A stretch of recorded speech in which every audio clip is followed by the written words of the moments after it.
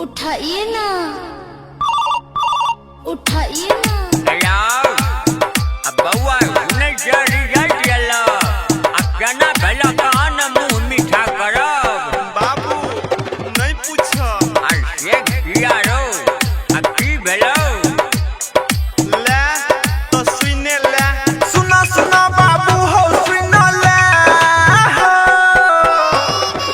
सुना सुना बाबू हो सुन ले, कहै छ बेटा बात के सुन ले हो। एहो पढ़े ले हम दरभंगा गेलियो, जाइते एगो छौरी पटलियो, पढ़ाई लिखाई कुछो न केलियो, इहे से हमें फेल हो गेलियो। अच्छा सुना सुना बाबू हो सुना ले हो। अब फेर भागल ही रे, रब कपर जरुआ, अब बिरधा सिंबला पाए, अब समाज वाला खेत बेच के देलियो से पाए, ई गला रे कपर जरुआ। हो बाबू तोहर एको गो पाई के हम मिसयूज नहीं केलियो, जे केलियो से सुना सुना सुना बाबू हो सुना ले हो। सुना सुना बाबू हो सुन ले, कहै छ बेटा बात के सुन ले हो।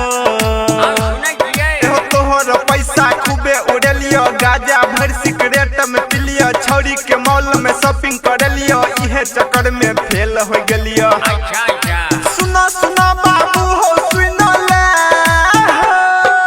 गाजा हेरो की कहला गाजा हेरो बापा जन्म दाम गाजा आके खलाउने आज हो पीरी पिए सनी से घर का तोरा हम पाए गेलियो आ से तू की केला कहत की कहियो कह लगबो त तीनों दिन में खत्म नहीं हेतो।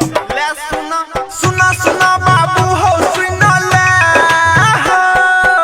कहिना सुना सुना बाबू हो सुन ले, कहै छ बेटा बात के सुन ले हो।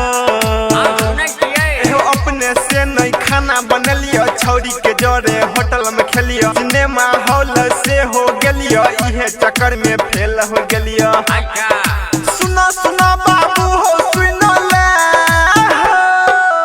हेरो तोरा भेजलियो दरभंगा पढ़ैला की छौरी के लगे सिनेमा हॉल घुमैला आ देखी आई की बस गोविंदर घरे पप्पड़ के मिठाई बाटे छी आया कनी तोरा ला लाठी में तेल पिया के रखने छियो।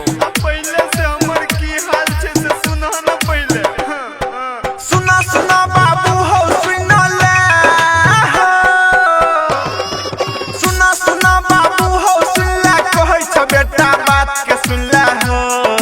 सुनै छियै एहो जीवछ रवि के कहल न केलियो, छौरी के लके रूम में गेलियो, है अमित भैया से खूबे कुटेलियो, लात जूता से हो खेलियो।